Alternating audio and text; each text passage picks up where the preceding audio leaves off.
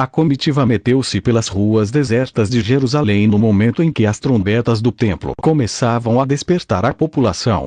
Perguntei a João se sabia para onde nos encaminhávamos. Os sacerdotes enviados por Caifás, disse-me, anunciaram ao sogro dessa ratazana que o tribunal do Sinédrio estava reunido. Receio que bem depressa o saberemos. Naquele momento, Eliseu estabeleceu de novo ligação, avisando-me de que eram 5h42. O seu novo boletim meteorológico veio confirmar o que tinha dito no dia anterior. Subida constante dos barômetros e aumento da velocidade do vento, com perigo de siroco. Aquele amanhecer, efetivamente, não foi tão fresco como os anteriores. Às pressas o pelotão puxava pelo mestre.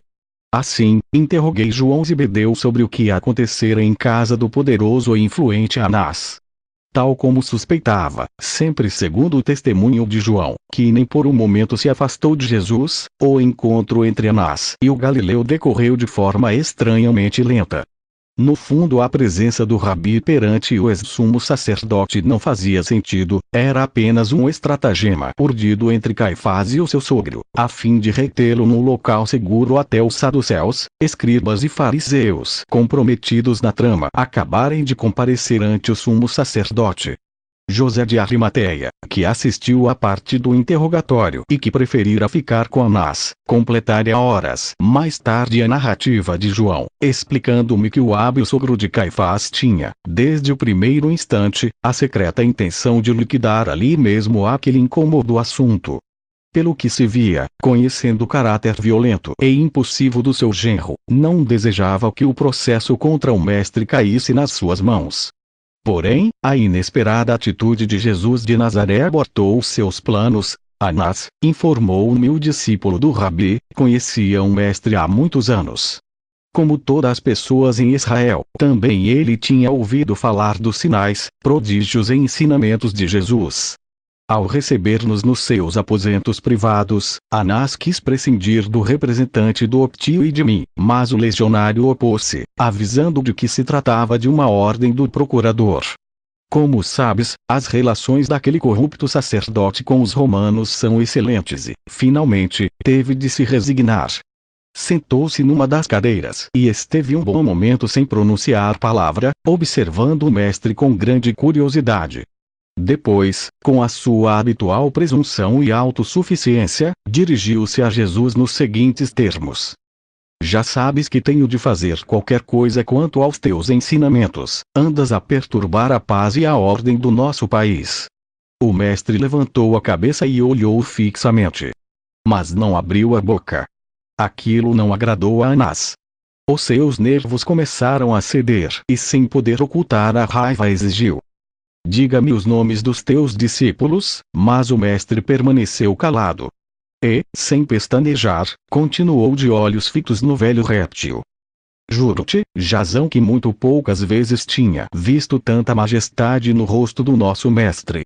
Enquanto Anás se encolerizava, Jesus, de pé, e apesar de estar amarrado, demonstrava àquele bastardo a sua verdadeira grandeza. Apesar das circunstâncias, João falava do Galileu com tanto ou mais entusiasmo, se é possível, do que em momentos semelhantes ao da sua entrada triunfal em Jerusalém.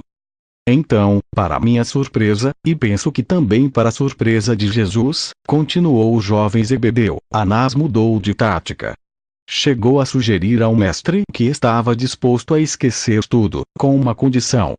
Também aquilo era novo para mim. Enquanto subíamos pelas vielas da Cidade Baixa, com o claro objetivo de chegar à sede do Sinédrio, situada na zona exterior e sul-ocidental do templo, muito perto daquilo que ainda hoje se conserva e se chama Muro das Lamentações, prestei toda a minha atenção às palavras do discípulo.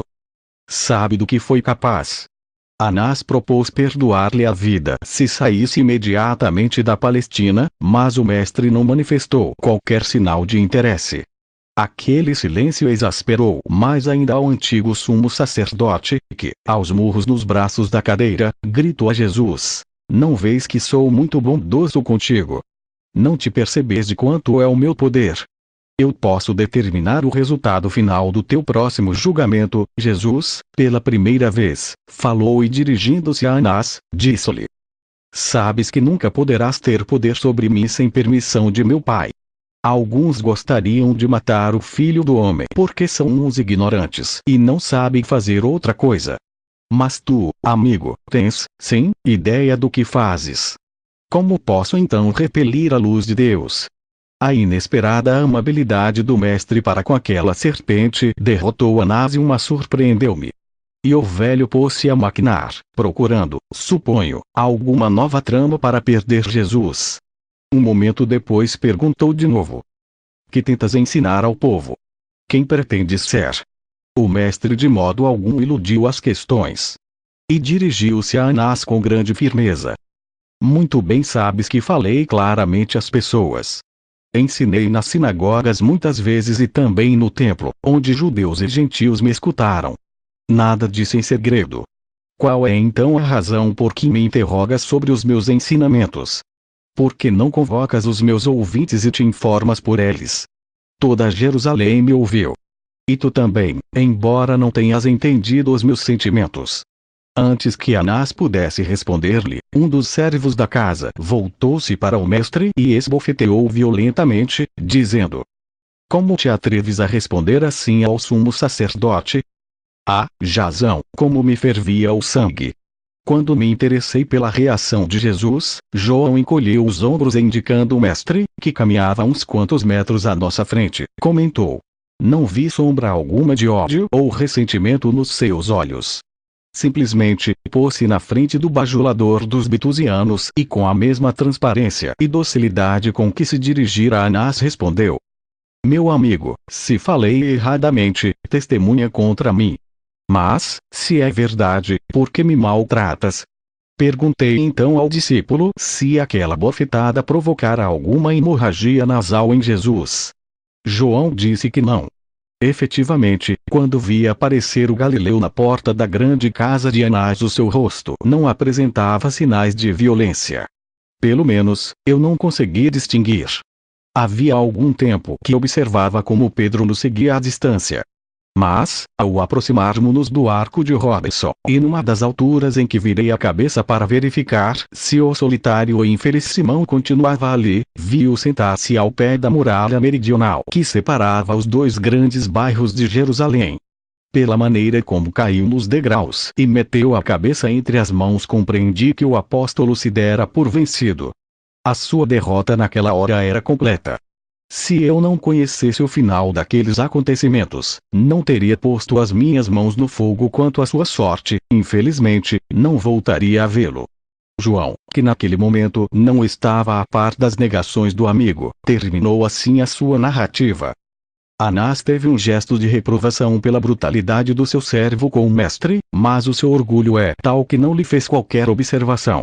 Limitou-se a levantar-se da cadeira e saiu da sala.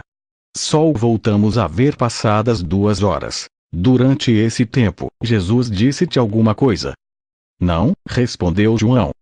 O mestre, os servos, o soldado e eu continuamos aliás sem nos mexermos, e em silêncio. Passado este tempo, Anás voltou à sala, e aproximando-se de Jesus, recomeçou o interrogatório. Consideras-te o Messias, o libertador de Israel? Jesus levantou novamente os olhos e com idêntica calma disse-lhe: Anás, conheces-me desde a minha juventude e sabes que não pretendo ser mais nem menos do que delegado de meu Pai. Fui enviado a todos os homens, tanto gentios como judeus. Mas o sumo sacerdote não ficou satisfeito e repetiu a pergunta. Ouvi dizer que pretendes ser o Messias. É verdade? O mestre esperou um pouco antes de responder. Por um momento acreditei que não desejava falar. Mas acabou por o fazer. E com que segurança, Jazão? Tu disseste. Disse ele por fim. Foi então que entraram os sacerdotes. Vinham da parte de Caifás, e, aproximando-se de Anás, murmuram-lhe qualquer coisa ao ouvido. Não posso dizer-te o que, embora suponha que muito tem a ver com o conselho do Sinédrio. Como te dizia, não tardaremos em saber. O resto já sabes. Anás ordenou que levassem Jesus à presença do seu genro e saímos. Pouco antes das 6 da manhã o pelotão que conduzia Jesus parou na frente de uma grande casa rústica, situada a pouca distância do grande retângulo do templo. Concretamente, junto da esquina sul-ocidental, numa reduzida área ajardinada, perfeitamente isolada daquele setor da cidade baixa pelos arcos de Wilson e Robinson, a norte e a sul, e pela muralha meridional e pela parede do templo, a oriente e a ocidente, respectivamente. Andorinhas madrugadoras voavam, brincalhonas, entre os beirais do segundo andar daquela grande casa de mais de 50 metros de comprimento por 34 de fundo. Os gorjeios dos emigrantes negros e o barulho surdo e ritmado da moenda do trigo levantando-se de todas as casas de Jerusalém, foram os últimos e agradáveis sons que escutamos antes de entrar naquele antro. Durante este novo deslocamento de Jesus, a possibilidade de que nos dirigíssemos para a tradicional sede do Sinédrio dentro do santuário, fez-me tremer. Se assim fosse, nem o legionário nem eu poderíamos entrar. Felizmente, tal como soubera pelos textos do historiador Flávio Jósefo, poucos meses antes de se iniciar o ano 30, as castas sacerdotais tinham descongestionado a célebre Sala das Pedras Talhadas, situada num dos ângulos sul-ocidentais do átrio dos sacerdotes, transferindo o local de reunião do Sinédrio para este edifício de grandes pedras cinzentas e somente desbastadas. O tribunal que Caifás planejara, como iremos ver, não era muito ortodoxo, embora o Conselho Supremo Israelita continuasse a reunir-se, por vezes no santuário. Nesta altura, com grande contentamento da minha parte, o sumo sacerdote e os seus correligionários tinham preferido resolver o assunto na nova sede, muito mais discreta que a Câmara das Pedras Talhadas,